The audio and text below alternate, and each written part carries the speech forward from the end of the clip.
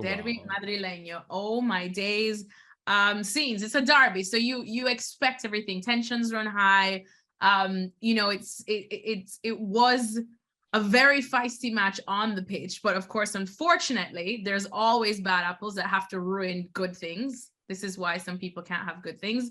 Not just in the Madrid derby, but I think in the week leading up to it, of course, there were some comments made in Spanish media by an agent about Vinicius Jr., comparing him to a monkey, so to speak, even though he said he really wasn't comparing him to a monkey. He was just saying, how monkeys are playful and act foolish.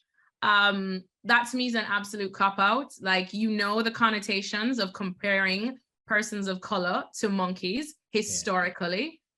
You really would have had to live under a rock for your entire life to think that would be a good idea. So that's absolute BS. And then unfortunately, again, Atletico Madrid, who I love as well so much, the fans were chanting a very, very disgraceful chant outside about Vinny Jr.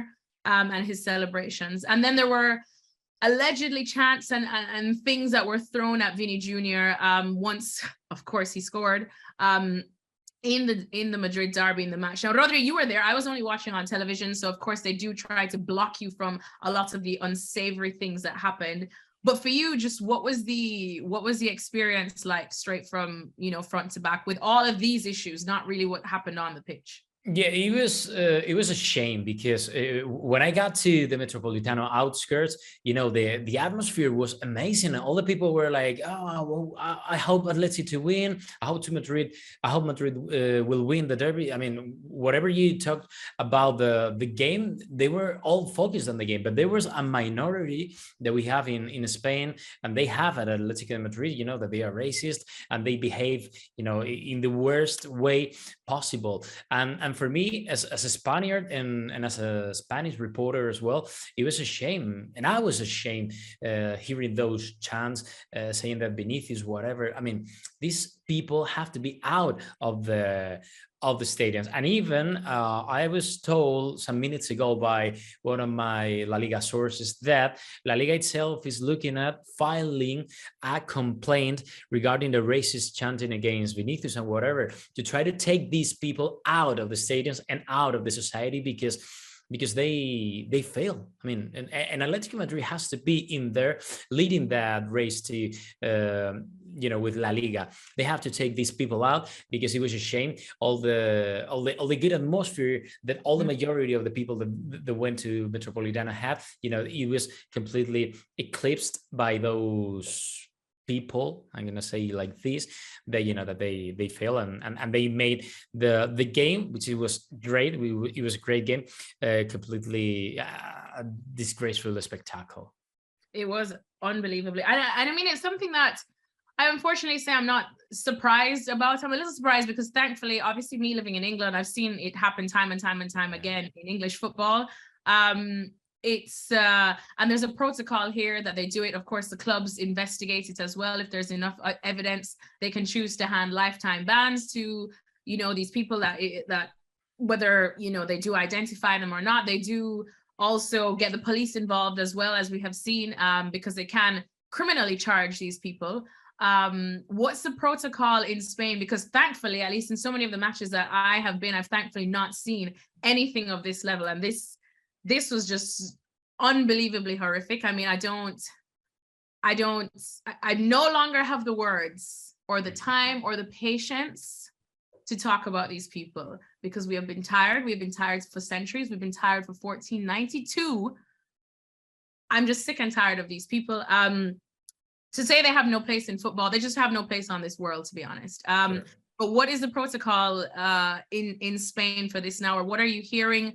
Is it likely that the police could get involved? Because there were videos outside that can identify a number of these people. Yeah, they should. I mean, there are tons of videos, on Twitter or Instagram or even TikTok or whatever, and they can identify these people. I remember, one of the videos with a monkey A guy is holding that monkey toy, and I know that guy. I mean, everyone knows because he's one of the main characters of Atletico Madrid fan base. So that's why they can go inside with the Policía Nacional, and they have to investigate this. And Atletico Madrid has to put a little bit of effort to try not to get those people in the stands, because Atletico Madrid knows perfectly who they are. And they have to participate with La Liga, because La Liga wants all the clubs to collaborate with them in order to get these people out of the stadium. For example, I'm going to give you a couple of instances, like Joan Laporta and Florentino Perez. Both now they are the presidents of Real Madrid and Barcelona. But back in 2003, Laporta get boisterous noise out of the Camp Nou.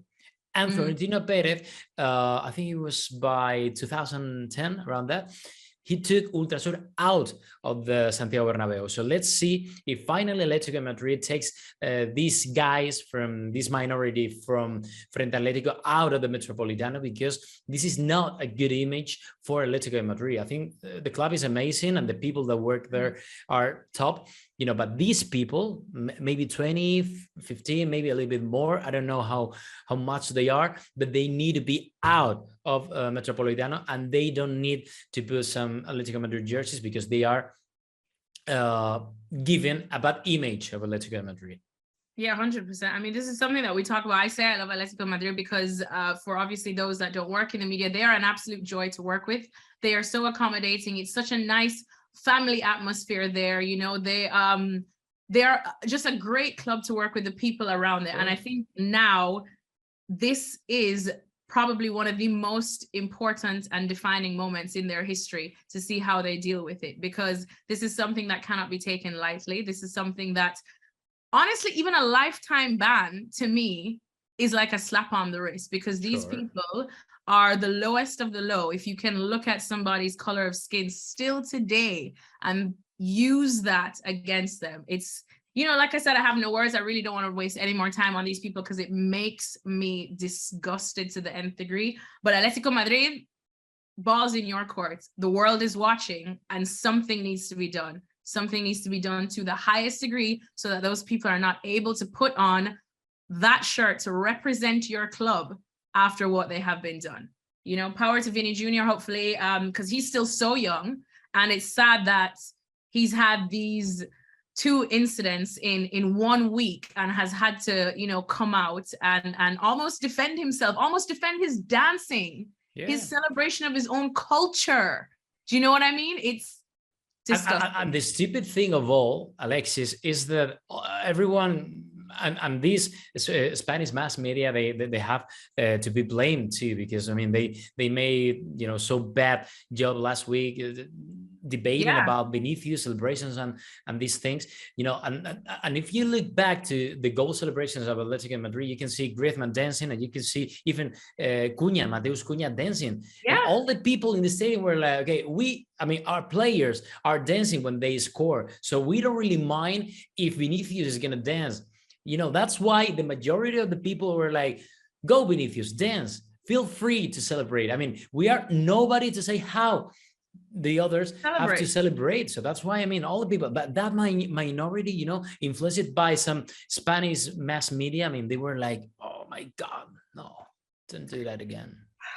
Education. I'm telling you, education. And as my father used to say, some people were not brought up, they were dragged up. And that's exactly what these people are. And as we said, Atletico Madrid, over to you. But unfortunately, that did obviously put a really nasty cloud over what was an exciting derby. And I think with all the troubles that we saw Atletico Madrid have on the pitch over the last year, ever since they won the title, actually, it's just been like so many troubles.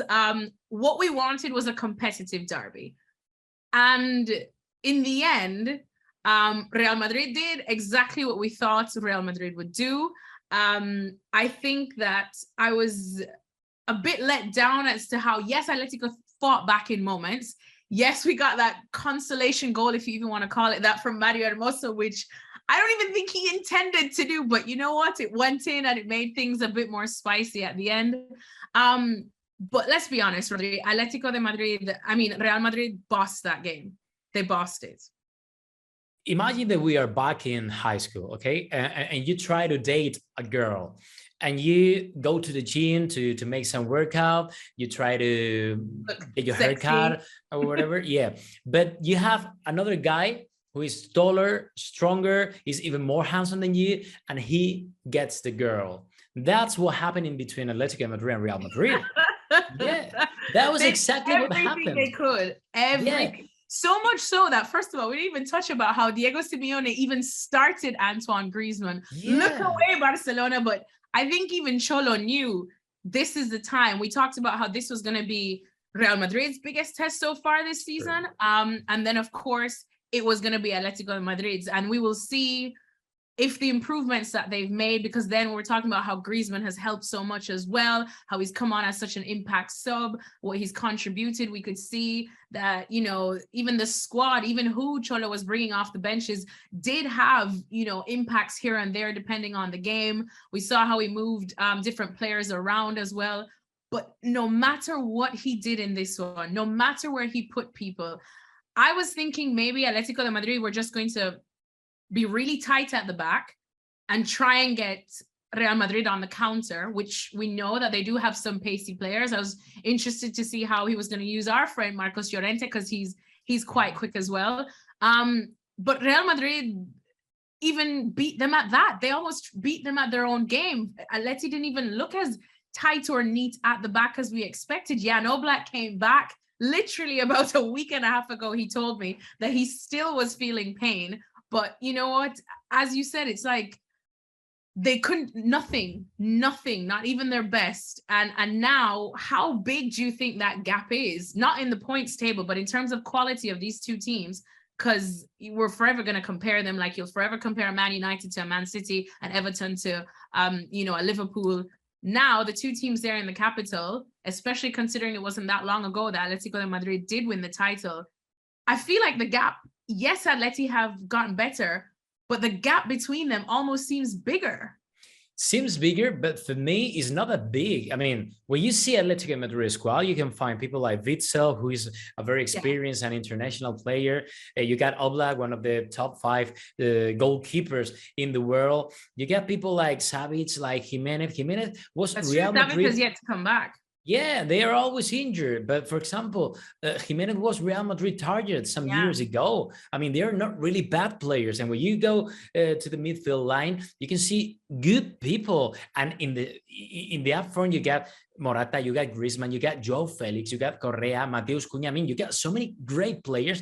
The thing is that I don't know if Atletico Madrid and even Simeone are a little bit stuck or burnt out. I don't know. I don't know what happens in there, because sometimes it looks, for me, from the exterior, from the outside, it seems like the sporting direction goes in this way and Simeone goes in the other way around. So that's why sometimes it's like, okay, maybe Simeone needs a little bit of more physical player profile, and Andrea Berta, who is the sporting director, always signs something different. And I don't know what happens inside, but something happens, because Atletico Madrid deserve to be a little bit higher, and they deserve a little bit of more competitive squad, more players, stronger players, and not players like this. I mean, they are really irregular, and maybe they don't trust anymore in Simeone. He's been there 10 years in a row, which is a long time. I don't know, but something happens, because they deserve to be a little bit better.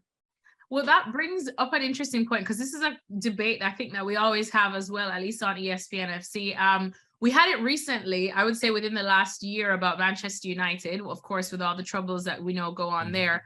And say when Pogba was still there, if you took out Paul Pogba, did Manchester United have any players that you would call world class? You know, when we say world class, we're talking about Benzema, we're talking about Cristiano Ronaldo, of course, you're talking about Leo Messi, you know, you're talking about Lewandowski, like players that any team in the world would take them in a heartbeat and pay whatever they could. Do you feel like Atletico de Madrid at the moment just have great players, have top players, but not necessarily world-class players? Like, of course, Real Madrid, you know, they have Modric, who's always going to be world-class. You know, they have Benzema, the way he's going. Vini Jr., he's now into that, you know, that realm of whether he's the best winger in the world right now. Valverde, who's oh my days, can do no wrong these days. I think he's one of the most important players now at Real Madrid. If you take out obviously the obvious, which is Benzema and Vini Jr., but is Atletico Madrid needing that? For me, they have top players. But For world example, class. yeah, I mean, Oblak, top 5 goalies in the world. Then you can find, for example, Yannick Carrasco was Premier League top teams target this season. Joao Felix, if you wonder, or if you ask Barcelona or Real Madrid to, a potential move for Joao Felix, they would be wide open to get him. And then you got Griezmann. I know he's a little bit over experienced, but he's a top world-class player. I mean, they have players and they have a group, but I don't know what happens, that something doesn't work in there. And I don't know if it's the coach, the players, the club. I don't really know, but they're completely stuck and they need a little bit more to move on, because if not, they're going to be the third team always without no chances to be up there battling Real Madrid or Barcelona for any La Liga title. Stick a pin there, just because you mentioned Joao Felix. What do you think's going on there? Because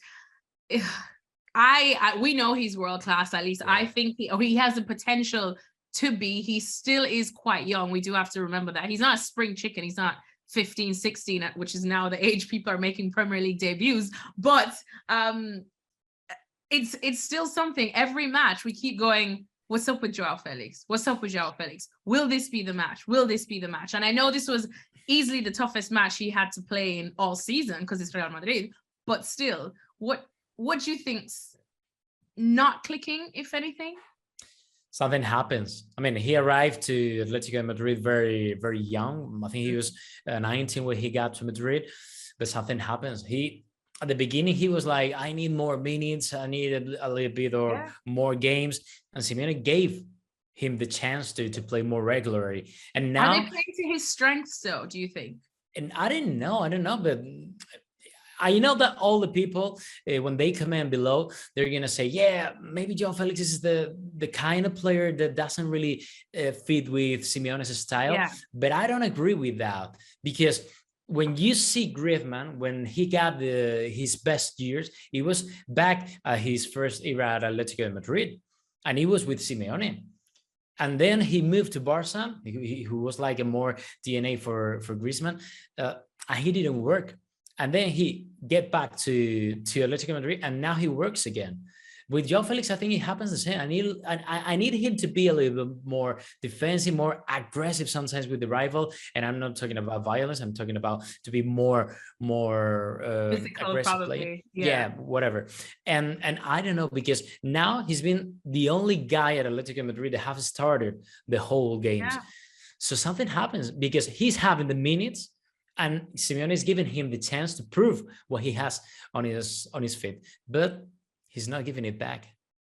Yeah, we have to wait. Still in search of those goals, man. Still in search of those goals. As for Real Madrid, I mean, what else is there to say? Like, if it ain't broke, don't fix it. But what they know how to dance.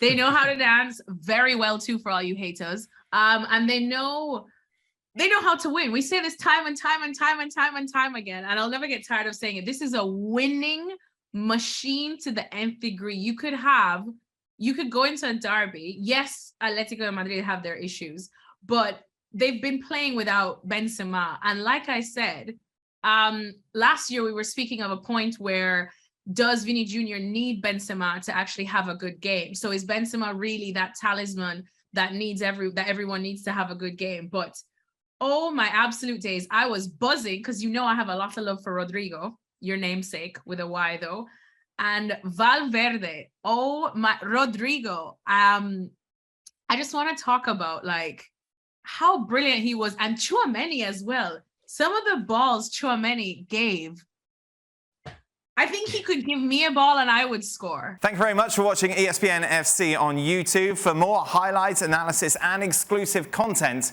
be sure to subscribe.